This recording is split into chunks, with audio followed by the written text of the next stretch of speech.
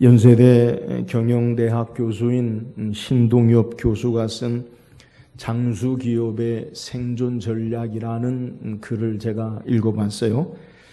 우리나라 대기업들 가운데 지난 100년 동안 100대 기업에서 살아나는 기업이 얼마나 될까?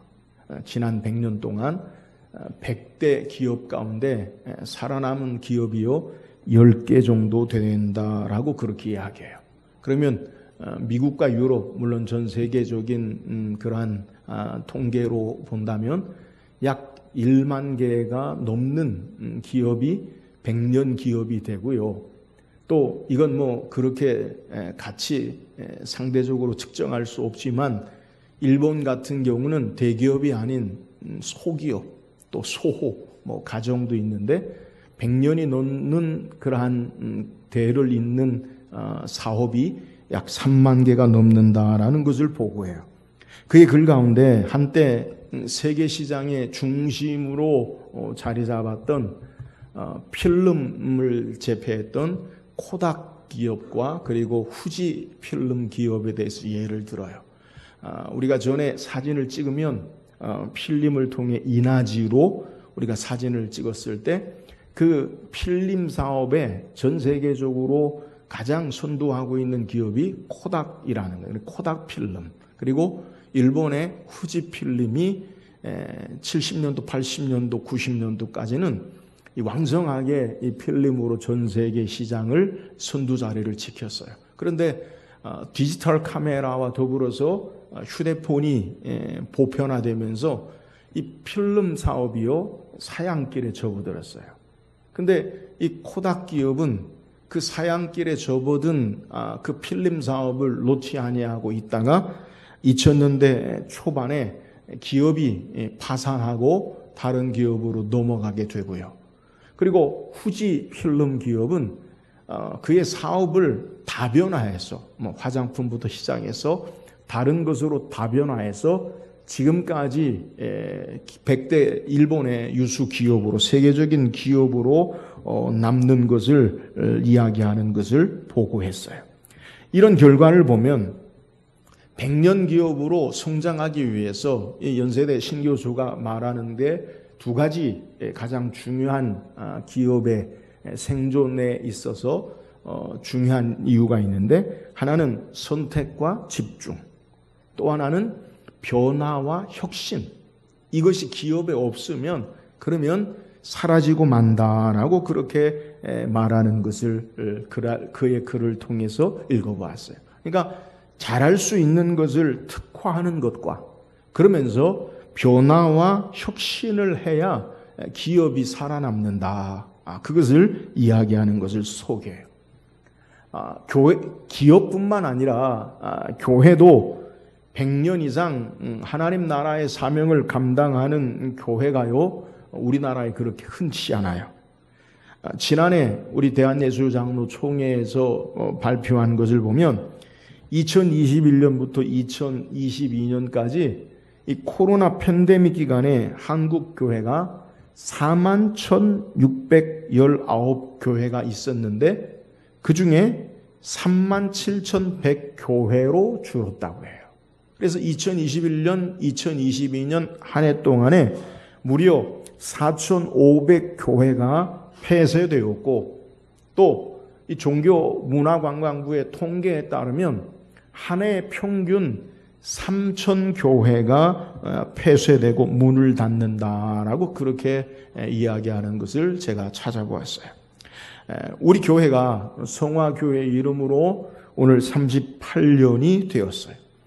지난 40년, 약 40년 동안에 우리에게 영광과 기쁨의 순간도 있었고요. 또 아픔과 고난의 부끄러운 모습도 우리에게 있었어요. 지나온 38년이 아니라 오늘 앞으로 나아가야 할 40년을 우리가 바라보면서 우리가 무엇을 준비하고 변화해야 하는지를 한번 생각해 보았어요.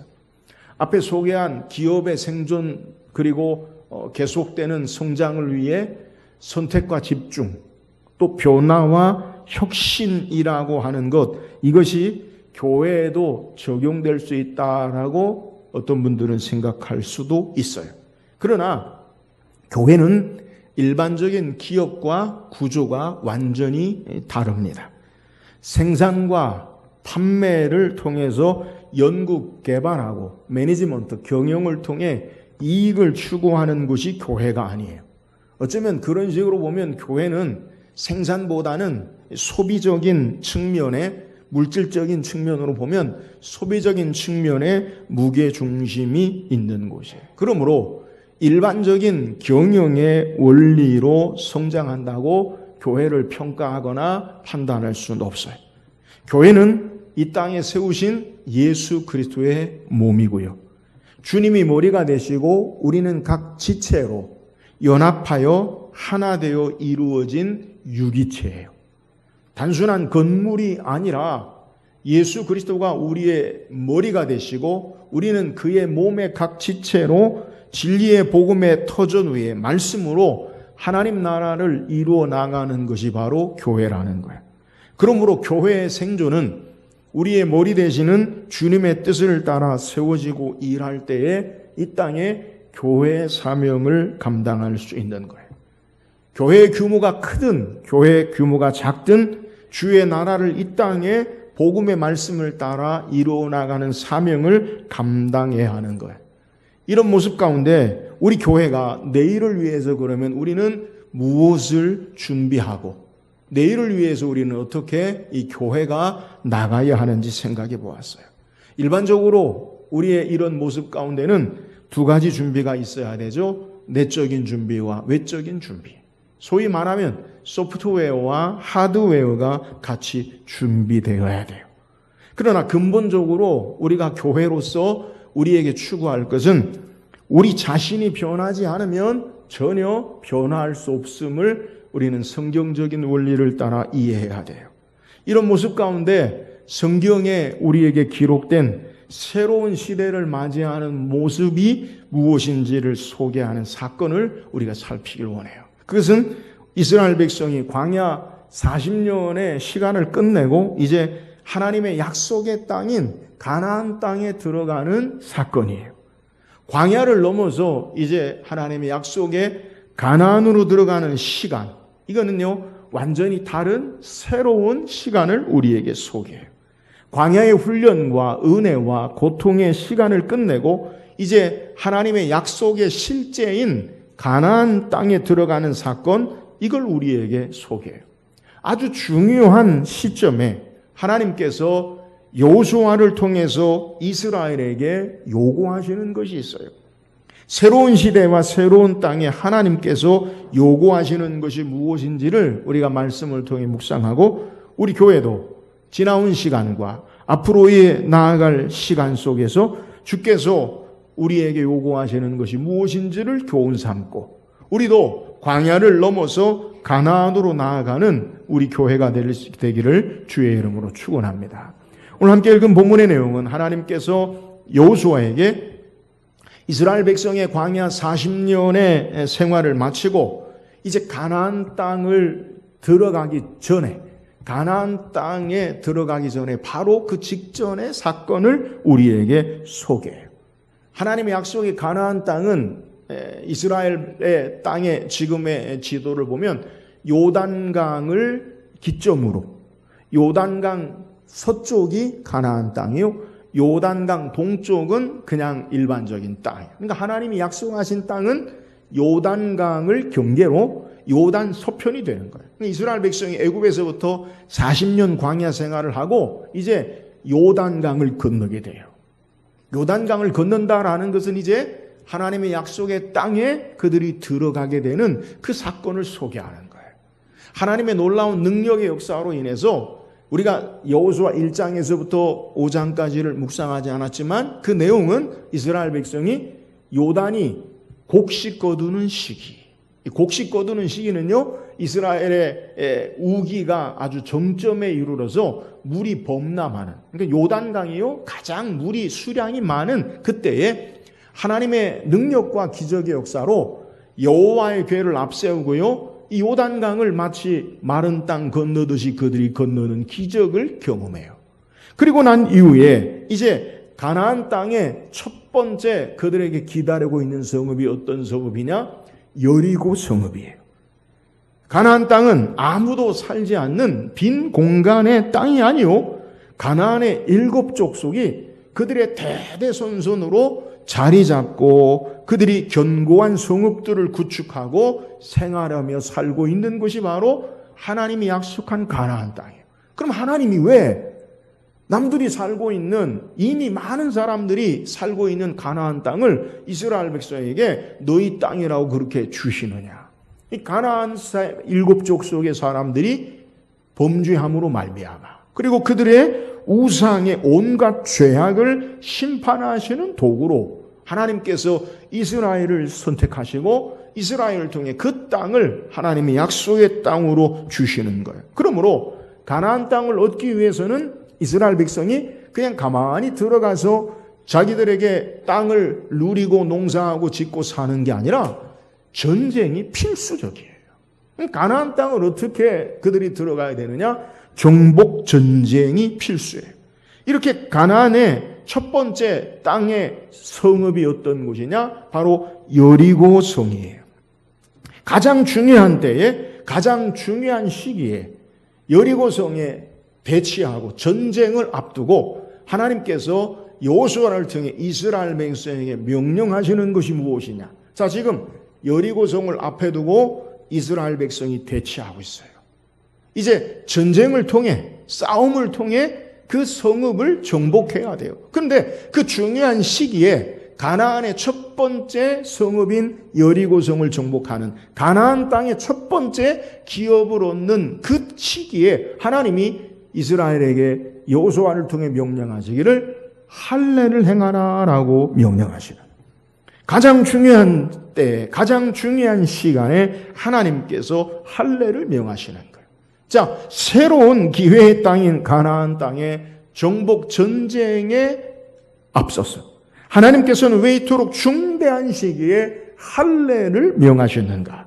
그 이유가 무엇인지를 우리가 살피면서 오늘도 우리는 광야를 넘어서 이제 가나안으로 가는 방법이 무엇인지를 구체적으로 살피길 원해요. 그렇다면 하나님은 왜 이스라엘이 가장 중요한, 아주 중대한 시기에 정복 전쟁을, 여리고성의 전쟁을 앞에 두고 왜 이스라엘에게 할례를 명하신 것입니까?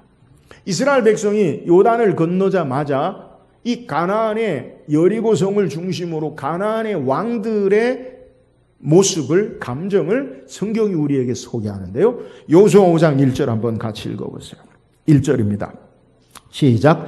요단 서쪽의 아모리 사람의 모든 왕들과 해변의 가나안 사람의 모든 왕들이 여호와께서 요단물을 이스라엘 자손 앞에서 말리시고 우리를 건너게 하셨음을 듣고 마음이 녹았고 이스라엘 자손들 때문에 정신을 잃었더라. 자, 이스라엘 백성들이요, 이제 아모리 왕 시온, 그리고 모압 왕, 많은 하나님의 능력의 역사로 애굽에서 나왔고, 애굽은 당시에 세계 최강인인데 그 최강의 나라의 애굽 군대에서 승리하고 나왔고, 또 가나안에 있는 땅에 들어오기 전에 그들이 40년 동안의 전쟁에서 한 번도 패하지 아니하고요 승리한 것을 그들이 들었어요. 근데 그들이 지금 요단을 건너 자기 땅에 들어온다는 소식을 듣는 거예요.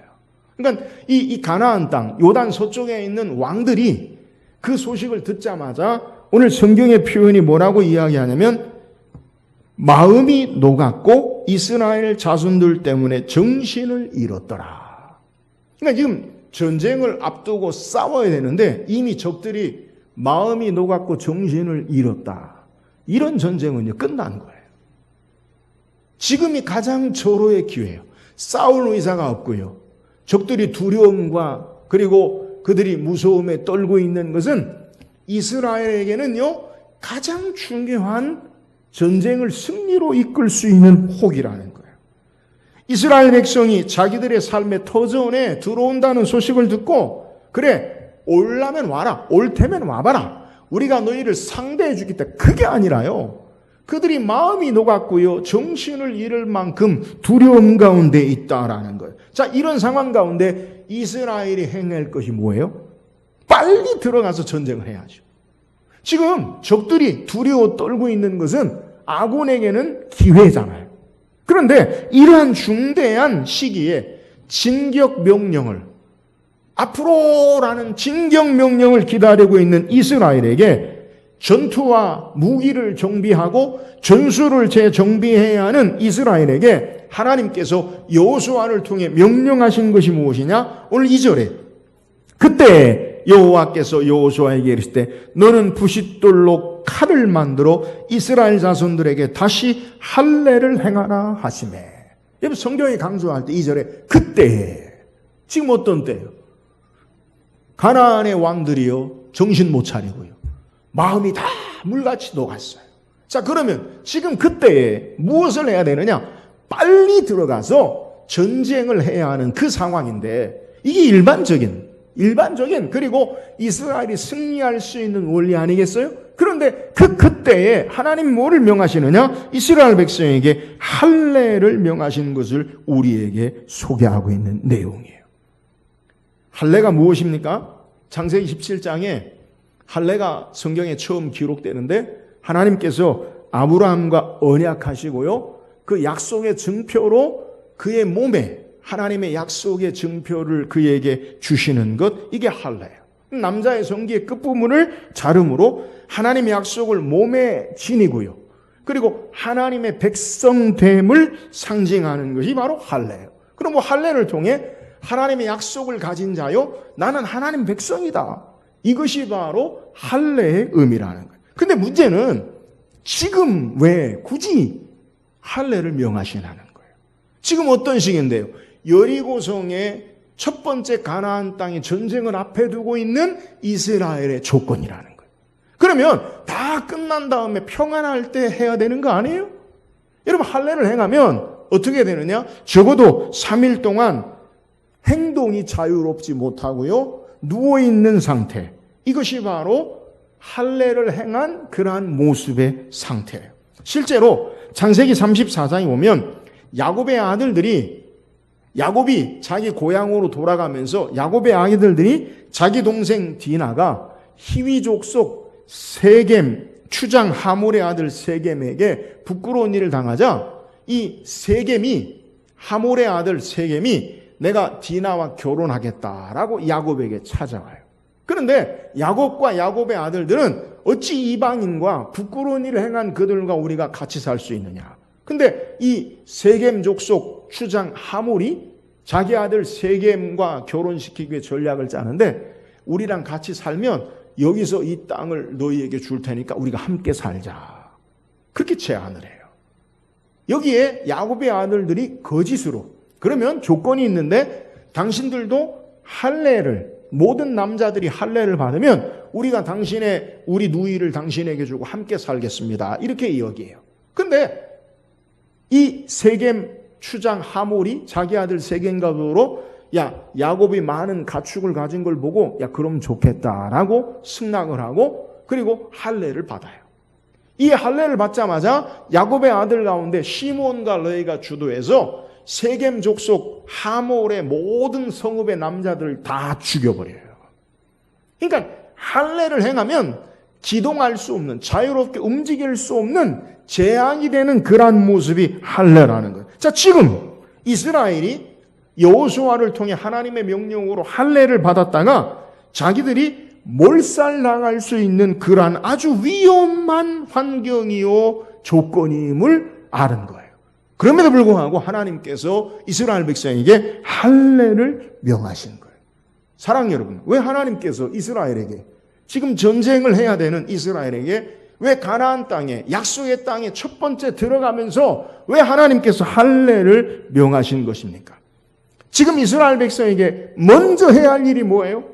전쟁을 위해서 어떻게 무기를 정비하고 전략을 짜고 준비해야 되느냐? 그게 아니라 하나님은 하나님의 백성에게 가장 우선하고 첫 번째 해야 할 일이 뭐냐? 그것은 하나님을 의지하고 하나님 말씀에 순종하고 나아가야 하는 것을 깨닫게 하시기 위해서 그들에게 할례를 명하시는 것을 우리에게 소개하는 거예요. 지금 이스라엘의 가장 중요한 것이 뭐냐? 전술 전략을 짜고 무기를 정비하고 그들의 힘과 지혜를 모으는 것이 아니라 하나님을 의지하고 하나님 말씀에 철저하게 순종하는 것을 요구하시는 것을 우리에게 소개하는 거예요. 다윗은 골리앗과의 싸움에서 사무엘상 17장 47절에 또 여호와의 구원하심이 칼과 창에 있지 아니함을 이 무리로 알게 하리라. 전쟁은 여호와께 속한 것인즉 그가 너희를 우리 손에 넘기시리라. 전쟁이 누구에게 속한 거예요? 하나님께 속한 거예요. 우리의 전술과 전략이 아니라 우리의 힘과 능력이 아니라 하나님의 백성들은 하나님을 의지하고 하나님의 말씀에 순종하는 것이 첫 번째가 되어줘야 함을 우리에게 요구하는 거예요. 사랑하는 여러분, 우리는 이제 38년의 시간을 뒤로 하고 어쩌면 광야의 40년의 생활을 뒤로 하고 앞으로의 하나님의 약속의 땅에 가나안으로 넘어가기 위해서 우리가 먼저 해야 될 것이 뭐예요? 변화와 혁신, 선택과 집중, 이러한 모든 삶의 이전에 우리가 무엇을 해야 하느냐? 그것은 철저하게 우리의 마음의 결단이 하나님을 의지하고 말씀에 순종하는 것임을 믿으시기를 주의 이름으로 축원합니다. 새로운 결단의 시간에 하나님이 요구하는 것은 인간의 전술과 전략과 지혜와 능력과 군대의 힘이 아니라 하나님을 신뢰하고 말씀을 순종하는 것을 먼저 요구하신다는 거예요.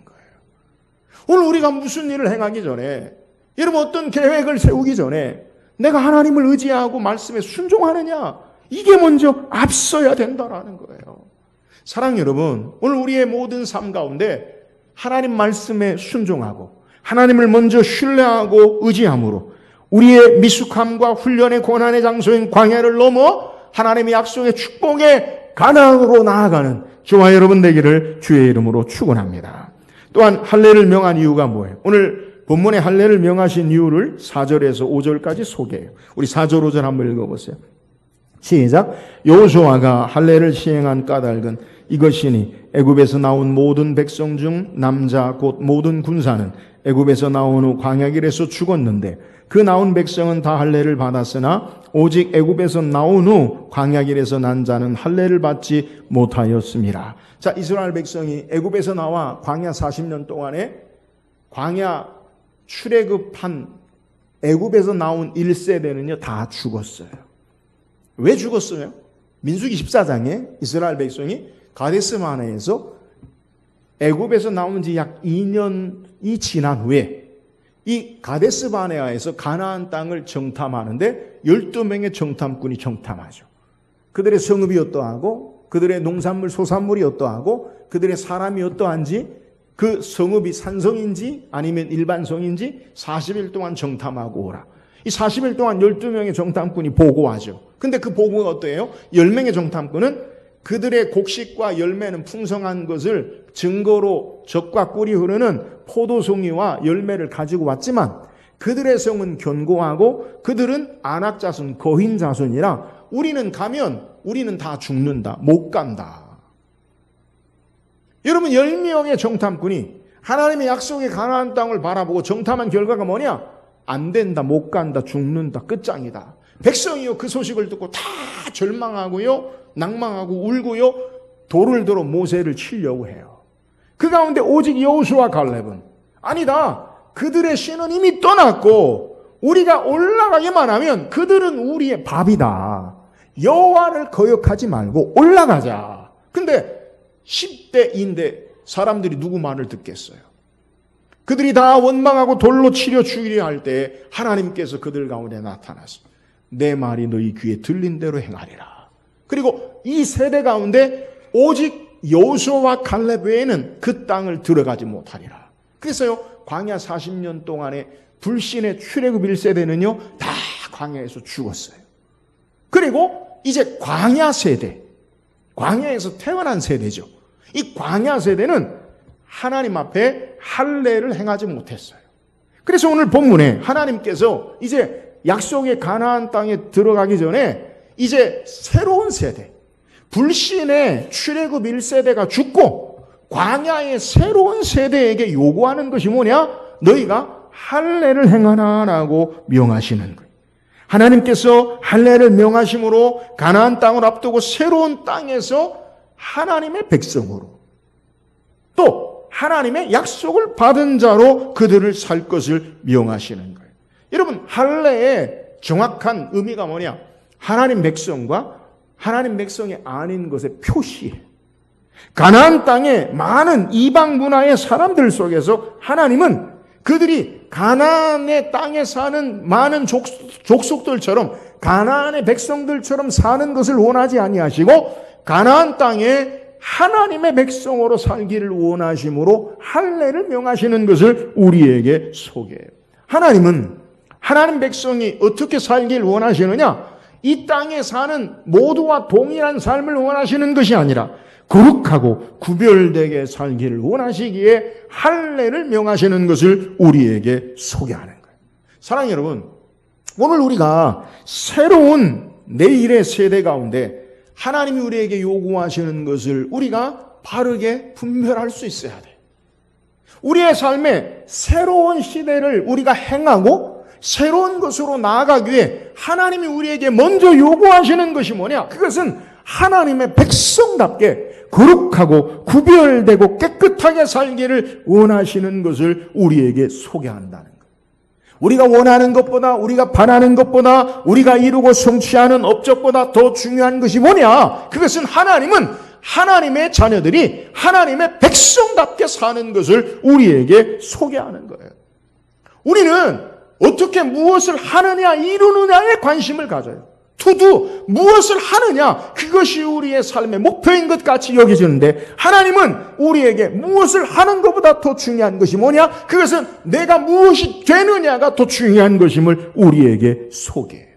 여러분, 오늘 우리의 현대사회 물질 문명 가운데 우리가 사는 세에는 무엇을 이루려는 그리고 만들려는 가치 가운데 우리가 살고 있어요. 그러나 하나님의 자녀들은 무엇을 행하는 자들이 앞서 어떤 자들이 되느냐, 이것이 더 중요한 것을 우리에게 소개하는 거예요.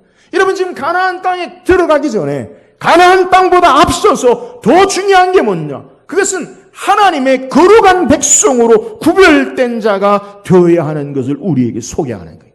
전쟁의 승리보다 가나안 땅보다 더 중요한 것이 뭐냐? 그것은 하나님의 거룩한 백성이 되어지는 것, 이것이 더 중요하다는 거예요. 여러분, 우리가 흔히 우리의 삶의 목표와 삶을 이루려다가 정말 중요한 걸 잃어버려요. 성공을 향해 달려다가 인간성의 상실과 삶의 가장 중요한 가치를 잃어버리고 성공만 가지고 있다면 여러분, 껍데기. 오늘 이스라엘에게 요구하고 이스라엘에게 원하는 게 뭐냐? 지금 이스라엘이 원하는 게 뭘까요? 빨리 승리하고 빨리 이성을 내가 얻어야 된다. 이걸 원하지 않겠어요? 오늘 우리의 삶에 성공과 명예와 권력과 행복을 향한 것을, 그것이 우리의 삶의 우선 가치로 나아가는 것, 이것이 내가 지금 해야 할 일이다. 이 세대에, 이 시대에 나의 현실의 삶에, 직장의 사업에서 내가 해야 할 수 있는 게 뭐냐? 빨리 돈을 벌고 빨리 내 계획대로 빨리 내 사업이 먼저 되어지는 것, 이걸 요구하지 않느냐는 거예요. 그러나 하나님 우리에게 그보다 더 중요하고 힘써야 할 것이 뭐냐? 하나님의 백성으로, 하나님의 자녀로 거룩한 것을 우리에게 요구한다는 거예요. 오늘 우리가요, 예수 안에 살고 주님과 함께 사는 거룩한 삶이 그 어떤 것보다 우선되어야 한다라는 사실을 우리에게 교훈하는 거예요. 여러분, 우리는요, 교회적으로도, 저 개인적으로 마찬가지로 부흥을 갈망하고 소망해요. 성장을 갈망하고 소망해요. 그러나 우리의 부흥과 성장보다 더 우선하고 중요한 것이 뭐냐? 그건 거룩함이에요. 거룩함을 잃어버리면 성장과 부흥이 아무 의미가 없어요. 어떤 분이 이야기합니다. 한국 교회의 부흥의 현실이 뭐냐? 큰 교회들, 메가처치라고 큰 교회들의 부흥의 성장의 이유가 뭐냐? 교인의 수평 이동이라는 거예요. 그러면서 이야기하기를, 내가 오른쪽 주머니에 100만 원이 있고 왼쪽 주머니에 100만 원이 있다. 근데 오른쪽 주머니에 100만 원을 꺼내서 왼쪽 주머니에 200만 원이 되면 그게 돈 번 거냐? 돈 번 거예요? 그걸 성장이라고 이야기한다는 거예요. 그잖아요? 여러분, 우리에게 참된 의미에 있어서 성장이 무엇인지 우리가 한번 생각해 봐야 돼요. 오늘 우리에게 무엇보다 더 중요한 것이 뭐냐? 거룩함보다 앞서는 것이 없어요.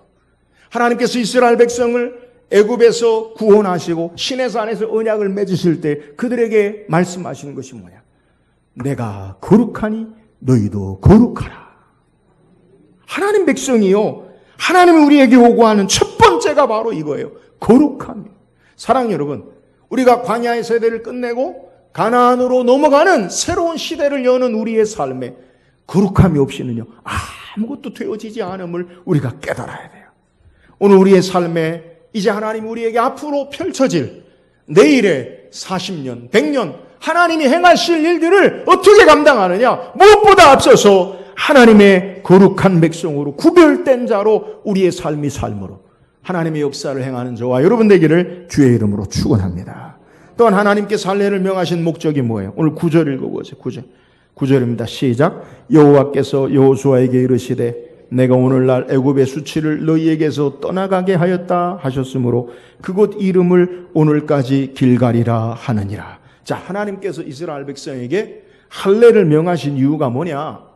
가나안 땅을 정복하고 전쟁에 승리하기에 앞서 이스라엘 백성이 지난 광야 40년 동안에 그들의 삶을 마치고 또 애굽에 430년 종살이했던 그들의 수치를 끝내시고 새롭게 그들을 출발케 하시는 것을 우리에게 소개하는 거예요.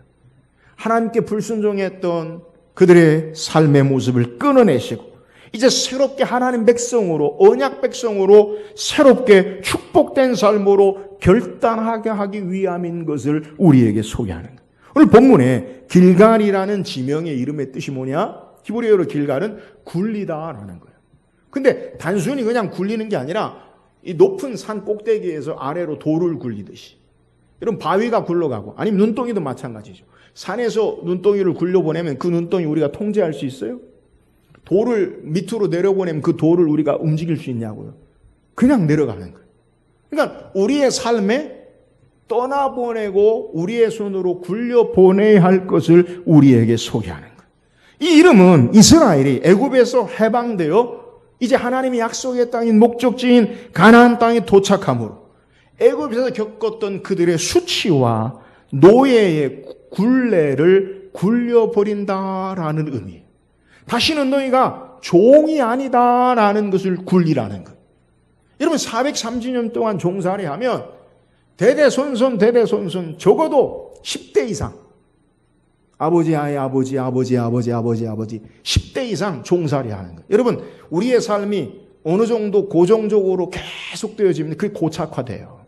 정형화돼요. 그게 전부인 것처럼 살아요. 아버지도 종이었고 할아버지도 종이었고 할아버지 아버지 종이었고 할아버지 아버지 종이었고 나도 종이요. 그럼 나는 뭐예요? 종이. 이게 내 운명인 것처럼 그렇게 살아요. 그런데 하나님께서 가나안 땅에 들어가기 전에 이제 너희의 할례를 통해 종된 수치를 굴려보내라. 여러분 하나님의 백성은요 종이 아니라 하나님의 사랑받는 자녀임을 믿으시기를 주의 이름으로 축원합니다. 예수 그리스도를 통해 우리를 죄악 가운데 건지신 것은 사탄과 죄악의 종이 아니라 하나님의 자녀로 상속자로 우리를 부르신 것을 믿으시기를 주의 이름으로 축원합니다. 그래서 이스라엘 백성이 할례를 통해 그들의 수치를 굴려보내는 의미, 이게 할례의 의미예요.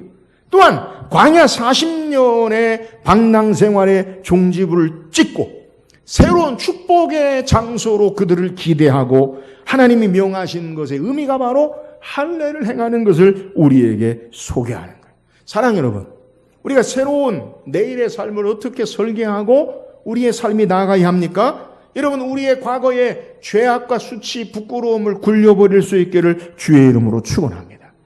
여러분 새로운 출발에 앞서서 우리가 행해야 할 것은 과거에 묵었던 죄짐과 수치와 부끄러움을 굴려보내고 떠나보내고 새롭게 더불어 출발하기를 원하는 거예요. 죄와의 단절을 우리가 해야 되고 또 우리의 삶에 세수를 새 부대에 담아야 하는 의미를 우리에게 소개해요. 과거의 부끄러운 일이나 수치나 그리고 우리의 삶에 죄악된 것은 이제 굴려보내고 새 소망과 새 희망으로 앞으로 나아가야 돼요. 여러분 우리가 앞으로 나아가지 못하는 많은 이유 가운데 우리의 삶의 어려운 일이 뭐냐? 과거가 오늘을 발목 잡고 있는 거예요. 여러분, 우리의 삶에 지난 세월이 오늘의 삶을 발목 잡아서 내일을 향해 나가지도 못하고 뒤돌아서 과거에 사는 삶을 사는 거예요. 사랑하는 여러분, 저 개인적으로 과거에 묻혀 사는 삶을 저는 좋아하지 않아요. 옛날에 내가 어떻게 했는데, 과거에 어떻게 했는데, 그럼 지금은 뭐예요? 제가 말씀드리잖아요. 신앙생활이라는 것, 우리의 신앙의 연조가 깊어지고 우리의 신앙이 점점 우리의 삶을 통해서 오래된다는 것은 내가 더 이상 힘이 없다. 연세 드시면 목사님 내가 다 이제 늙어서 힘이 없네요. 아니에요. 아니에요. 여러분, 우리의 신앙 연조가 깊어질수록 더욱더 거룩함으로 나아가고 영광스러움으로 나아가는 줄 믿으시기를 주의 이름으로 축원합니다. 성경이 어떻게 나이 먹으면 다 꼬꾸라진다라고 얘기해요. 여러분, 우리를 예수 믿고 구원받은 하나님 자녀로 우리를 세우시고 이제 거룩함의 과정으로 계속 이끄시고 마침내 영화의 과정으로 우리의 내일이, 우리의 삶이 오늘보다 내일이 더 나은 하나님의 자녀로 성숙함으로 세우는 줄 믿으시기를 주의 이름으로 축원합니다. 우리는요, 성숙으로 나아가는 거예요. 예수 그리스도를 닮아지는 자로 나아가는 거예요. 과거의 첫사랑에 얽매여 사는 자가 아니라 내일의 하나님의 놀라운 은혜와 축복의 사랑을 바라보고 소망하며 사는 자, 그것이 오늘을 사는 자예요. 그런데 자꾸만 과거의 삶을 통해서 오늘을 붙잡아 매요. 왜요? 오늘이 옛날보다 못했다는 거죠. 아니에요. 제가 좋아하는 말 가운데 나의 가장 영광의 순간은 나에게 아직 오지 않았다. 저도 나이가 60을 향해 나가는데 내일 모레면 60. 목사님 늦었어요. 끝났어요. 아니에요. 믿음 안에 신앙 안에 하나님은 우리에게 더 나은 영광과 하나님의 선한 역사로 명광의 면류관 우리를 예비하고 기다리고 계심을 믿으시기를 주의 이름으로 축원합니다. 과거의 영광도 여러분 뒤로 합시다. 과거의 부끄러움도 뒤로 합시다. 우리의 과거의 실수와 허물은 겸손하게 교훈을 삼아서 내일의 소망 가운데 그것을 교훈 삼아 앞으로 나아가야 돼요. 그래서 바울은 빌립보서 3장 7절 8절에 그러나 무엇이든지 내게 유익하던 것은 내가 그리스도를 위하여 다 해로 여기고 또한 모든 것을 해로 여김은 내 주 그리스도 예수를 아는 짓이 가장 고상하기 때문이다. 내가 그를 위하여 모든 것을 잃어버리고 배설물로 여기면 그리스도를 얻고 그 안에서 내가 발견되려 함이라. 그의 옛 생활의 삶의 모습, 그의 자랑이 된 것은 다 해가 되어지고 이제 그리스도로 말미암아 사는 삶으로 앞으로 나아가는 표대를 향해 나가는 삶을 우리에게 소개하는 거예요. 사랑하는 여러분, 우리가 어떻게 내일의 삶에 광야를 넘어 가나안으로 나아갈 수 있습니까? 오늘 우리의 모든 부끄러움과 수치와 영광을 뒤로 하고 이제 예수 그리스도와 함께 새로운 삶으로 주님과 함께 앞으로 나아갈 수 있기를 주의 이름으로 축원합니다. 예수 안에 날마다 예수와 함께 날마다 우리에게 예비하신 상급을 향해 나아가는 것, 이것이 바로 할례를 행하라는 의미예요. 하나님이 앞으로 내일을 향해 예비하신 것, 그것을 믿음으로 바라보고 기대하고 우리의 숨이 호흡이 끊어질 때까지 하나님 나라에 우리를 부르실 때까지 우리가 이 땅에서 해야 할 길은 예수 그리스도와 함께 살 때에 우리는 더욱더 성숙하고 영광스러운 삶으로 나아갈 수 있음을 믿으시기를 주의 이름으로 축원합니다. 우리의 과거를 다 끊어버리고 우리의 죄악과 수치를 굴려보내고 우리의 옛삶에 우리의 모든 자랑도 끊어버리고 오늘 내일을 향해 하나님이 우리와 행하실 것을 믿음으로 바라보고 주님과 더불어 나아감으로 승리하며 나가는 저와 여러분 되기를 주의 이름으로 축원합니다.